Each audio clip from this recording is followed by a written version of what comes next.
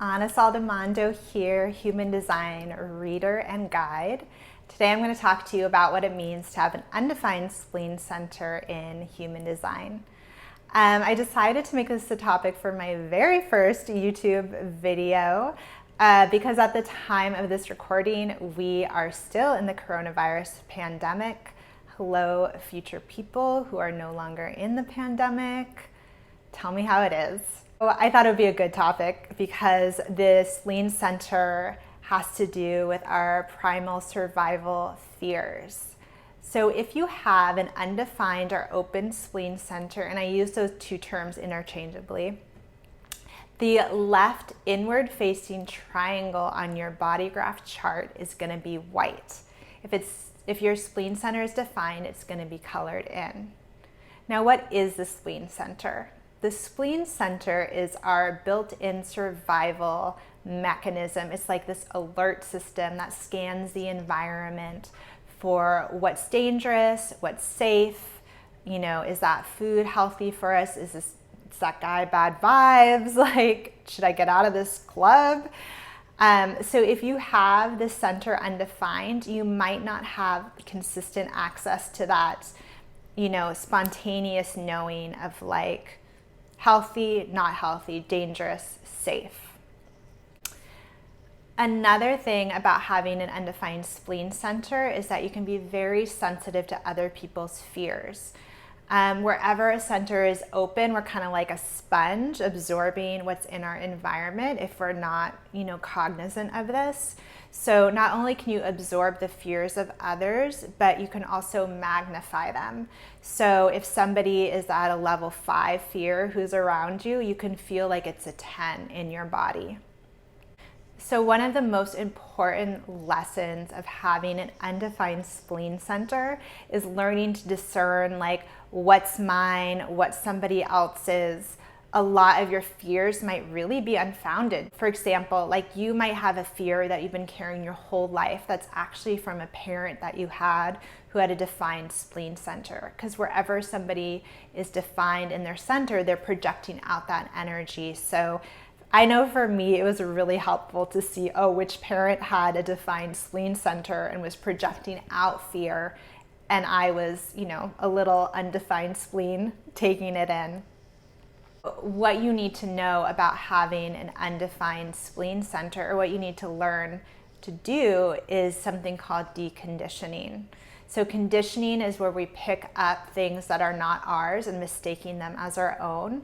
And deconditioning is starting to let go of those things that are not actually ours. Like, that's my parents' fear, or that's the fear in the environment. Like I know for me personally, I just stopped reading the news altogether during the pandemic because there's so much fear, obviously warranted, but I was just taking it in and it was just feeling so magnified in me that I just had to stop reading the news and talking to people who were really fearful of COVID because it just was too much for my open spleen.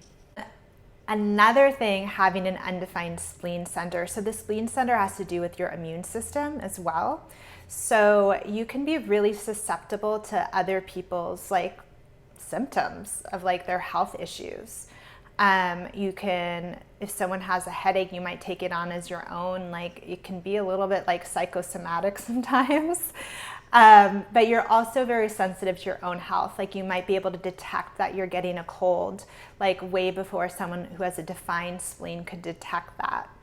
And, people with undefined spleens, it's not like you're more ill of health than people with defined spleens. But because you don't have that built-in survival mechanisms, you might make decisions that aren't actually healthy for you. And that can lead to iller health. Another thing to be aware of is that you can be more susceptible to prescription drugs and medications. And it can be helpful to do gentler remedies. I know this is definitely the case for me.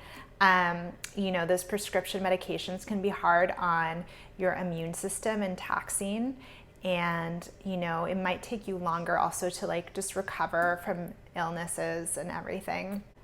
But also one of the gifts of having an undefined spleen center is that You can have a very healing energy and even be a talented healer because you are able to intuit what's going on with somebody else's health, or what's going on, even like intuit like if they're on edge or worried about something. As long as you're able to witness it objectively and reflect it back to the person and not take it on as your own, like this can be a real gift, and you can be a really talented healer. This objectivity in human design is called impassive wisdom. So wherever you have an open center, you have the potential to be the wisest of us all, like the wisest about health, the wisest about fear, as long as you learn how to not take on other people's fears and other people's health issues. Okay, one of the biggest lessons of having an undefined spleen is learning to let go of what no longer serves you. This can be a person, a place, a job. There's a tendency to cling on to things for security, even if they're not healthy for you. Like what's even more complicated is that if you are in a relationship, let's say with someone with a defined spleen, they kind of have this, like, defined spleens have this feel-good factor, and it feels really good for us to be around, us undefined spleens to be around. And it gives us this illusion of like safety and security.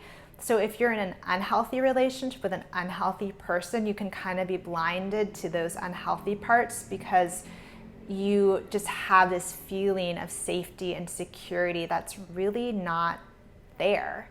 And it can be really hard to let go of things that aren't good for us because we're so afraid of losing security, and it taps into like a deep survival fear of ours. When you learn how to let go, people with undefined spleens can be way showers for others on like how to let go of what no longer serves you. Undefined spleen people, we are also not meant to be spontaneous. I know it can be so tempting to be spontaneous, especially if you're around people who are spontaneous, and they can be because that's in their design. It can actually get us in a lot of trouble if we make spontaneous decisions. Like, of course, make a spontaneous decision if you're in a life-threatening situation, but it is so much better to make decisions from your authority in human design. So don't make spontaneous decisions whenever possible, because you can actually end up being in unsafe situations or situations that just aren't correct for you. This brings me to the fear gates. Now there's 7 fear gates. I have 5 of them. There are 7 fear gates on the spleen center, and these gates are going to be active in your chart if they're either like a red line or a black line. Black means you're more conscious of this fear, and red means you're more unconscious of the fear. So again, each gate represents a certain fear. Gate 48, the fear of inadequacy. This can be a fear of not having enough depth, of not having enough talent, of not having enough knowledge necessary to make it or have a better life for yourself. It can really hold you back from like even starting something.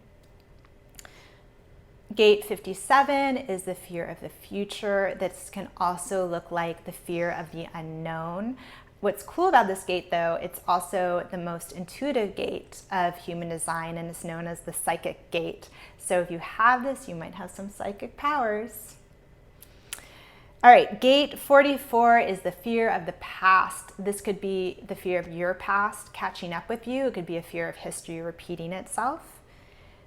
Gate 50 is the fear of taking on responsibility. This can be a fear of taking care of the people in your life. Gate 32 is the fear of failure. It can hold you back from even trying or starting something, kind of like that fear of inadequacy. It can also be even deeper than that, like the fear of being able to survive materially in this world. Gate 28 is the fear of death. This can also be the fear of not finding your purpose, like before you die, or find meaning in life.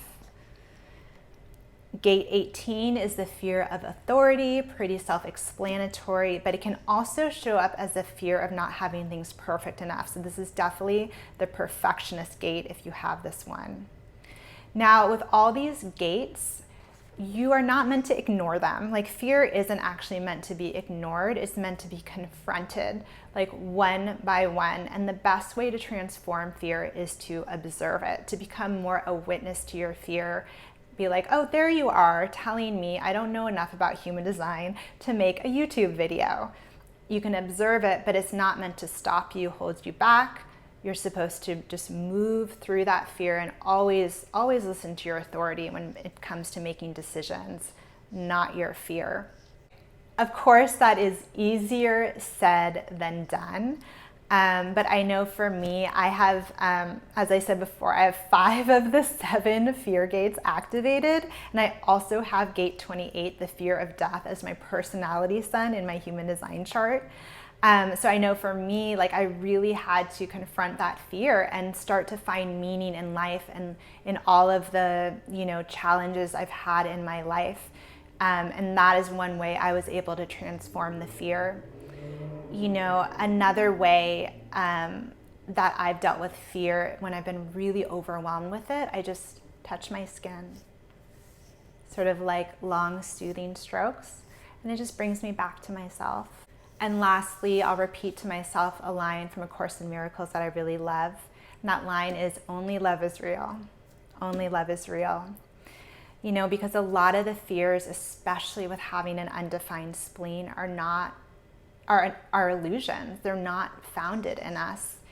And so, finding a way to cut through that illusion and bring yourself back to reality can be really, really helpful.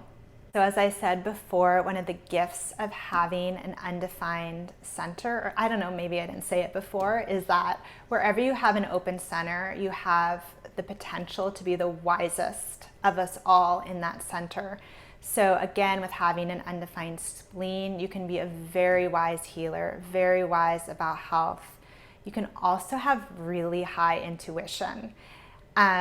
It might not be consistent. I know for me, my intuition comes in inconsistent ways than maybe someone with a defined spleen.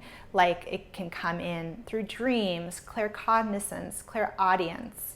But people with open spleens, like, have the capacity to be like mediums or, other psychic abilities, because you can sense the subtle undercurrents of life and those vibrations and reflect them back. In closing, I just want to say that one of the most important questions you can ask yourself if you have an undefined spleen is this mine? Is this mine?